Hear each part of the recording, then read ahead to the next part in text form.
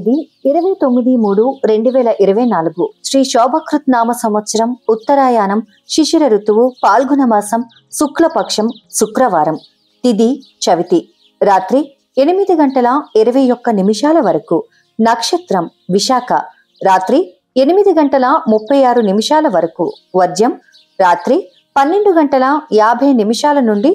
రాత్రి 2:32 వరకు దుర్ముహూర్తం ఉదయం 8:27 నుండి ఉదయం 9:16 వరకు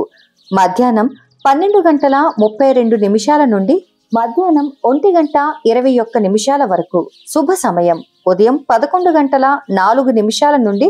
మధ్యాహ్నం 12:30 వరకు